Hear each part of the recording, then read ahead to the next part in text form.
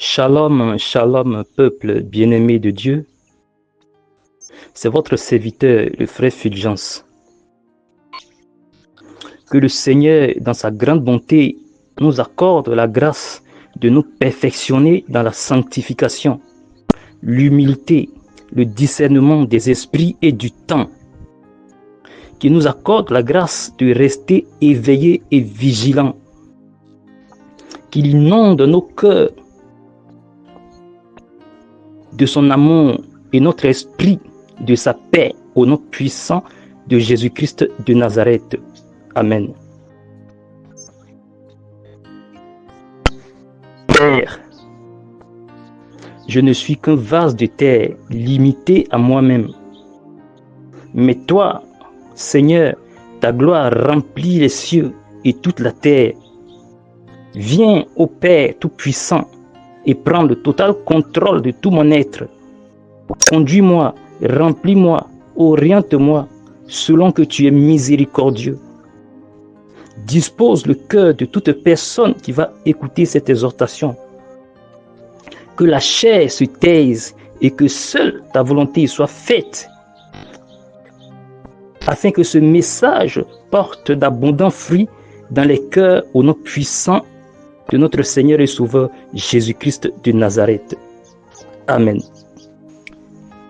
Je rends grâce au Seigneur Jésus-Christ qui m'accorde le privilège de venir encore livrer ce message d'exhortation à son peuple, à moi et à tout son peuple.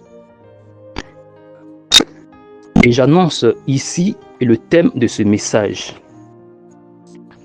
Le danger de courir après et d'aimer les prophéties de bonheur et les miracles.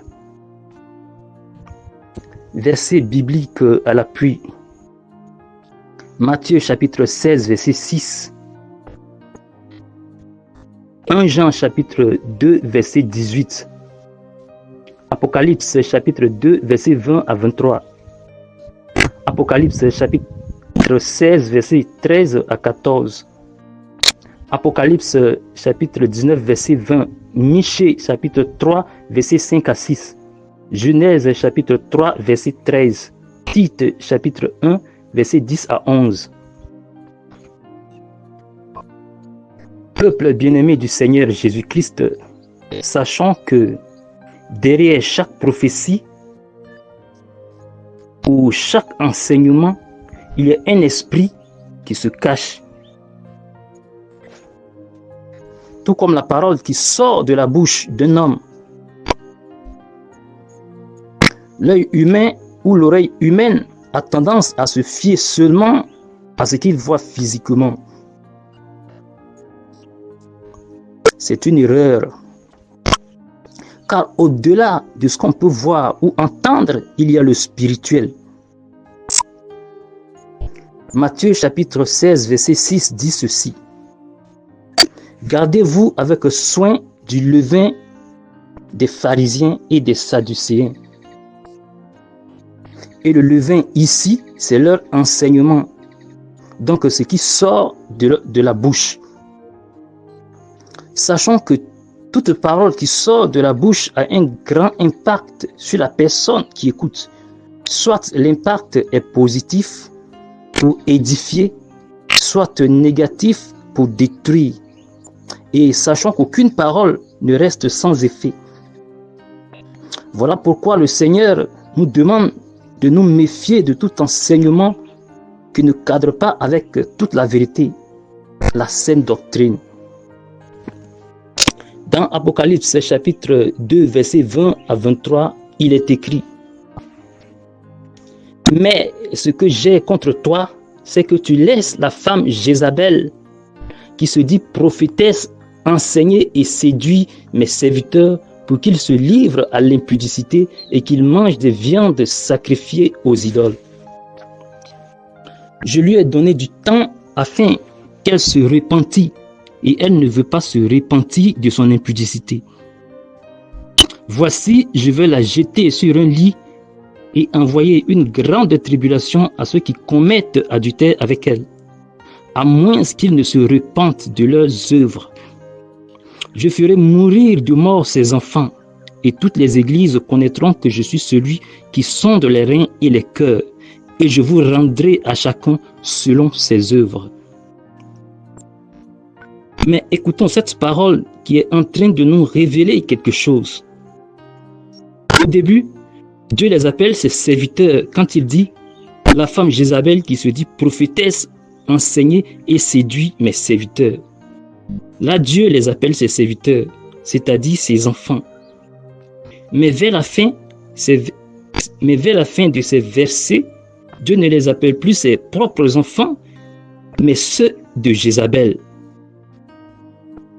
Ainsi donc, ils ne sont plus les serviteurs ou les enfants de Dieu, mais ceux de la prophétesse. Quand il dit « Je ferai mourir de mort ses enfants », ce sont ces mêmes serviteurs qu'il appelle les enfants de Jézabel parce qu'ils ont écouté ses enseignements, parce qu'ils se sont accrochés à son enseignement. Ils se sont laissés donc séduire. Cette prophétesse a fait de ses serviteurs de Dieu ses propres enfants au moyen de son enseignement. Car derrière tout enseignement ou toute prophétie se cache l'esprit de séduction par lequel elle les a séduits. Mais en réalité, ces enfants sont les enfants de l'esprit séducteur qui se cache derrière cette prophétesse ou derrière ces messages de prophétie. Voilà pourquoi Dieu dit « Je ferai mourir de mort ses enfants et toutes les églises connaîtront que je suis celui qui sonde les reins et les cœurs. » 1 Jean chapitre 2 verset 18 que je lis au nom puissant de Jésus-Christ. Petits enfants, c'est la dernière heure et comme vous avez appris qu'un antéchrist vient, il y a maintenant plusieurs antéchrists. Par là, nous connaissons que c'est la dernière heure. Peuple bien-aimé de Dieu, quand on parle d'antéchrist, c'est aussi l'esprit de séduction qui se cache derrière les prophéties de bonheur, tout enseignement qui ne cadre pas avec toute la vérité ou qui ne cadre pas avec la sainte doctrine du Seigneur Jésus-Christ. Peuple du Seigneur, réveillons-nous. Derrière tout prophète qui prophétise uniquement le bonheur, le succès, se cache l'esprit de séduction qui n'est rien d'autre que l'antéchrist. Car les précurseurs de l'antéchrist sont déjà là et en masse. Méfiance, peuple de Dieu. Apocalypse chapitre 19 verset 20 dit encore: Et la bête fut prise, et avec elle le faux prophète qui avait fait devant elle les prodiges par lesquels il avait séduit ceux qui avaient pris la marque de la bête et adoré son image. Ils furent tous les deux jetés vivants dans les temps ardents de feu et de soufre. Ici encore, le mot séduit est apparu. Bien-aimés, Dieu nous attire l'attention sur comment le diable nous prend dans son filet. Car Dieu nous demande de nous souvenir de Genèse chapitre 3 verset 13 que je lis au nom puissant de Jésus-Christ. Et l'Éternel, Dieu dit à la femme: Pourquoi as-tu fait cela? La femme répondit: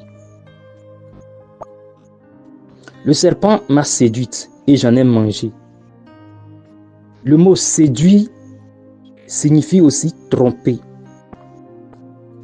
Ce qui fait la force de l'ennemi, c'est sa ruse, son moyen de séduire. Et puisque l'homme aime la flatterie, les miracles, les prophéties de bonheur, il tombe facilement dans son piège et devient sa capture. Vigilance. Adam et Ève sont tombés dans le jardin d'Éden parce que le diable les avait séduits. Aujourd'hui encore, ce même diable est en train de séduire tous les chrétiens qui aiment les miracles, les prodiges, les prophéties, animés de l'esprit de séduction. Repentance, peuple de Dieu, repentance. Car Apocalypse chapitre 16, verset 13 à 14 dit: Et je vis sortir de la bouche du dragon et de la bouche de la bête et de la bouche du faux prophète 3 esprits un peu semblables à des grenouilles, car ce sont des esprits de démons qui font des prodiges et qui vont vers les rois de la terre, afin de les rassembler pour le combat du grand jour du Dieu Tout-Puissant. Comprenons que l'esprit dans la bouche du dragon, qui est le diable, et l'esprit dans la bouche de la bête et l'esprit dans la bouche du faux prophète sont en vérité un même esprit qui est celui de l'antéchrist. Et quiconque écoute ces faux prophètes est en train d'écouter le diable en personne, qui est en train de lui transmettre ses propres marques au travers des démons qui sortent de la bouche du faux prophète, comme le dit la parole. De la même manière qu'Adam et Ève ont été trompés dans le jardin, de même, il sera trop tard pour certains s'ils ne se repentent pas. Pensons donc que la marque de la bête dont parle la Bible est quelque chose de seulement visible. Détrompons-nous, peuple de Dieu. Michée chapitre 3, versets 5 à 6 dit: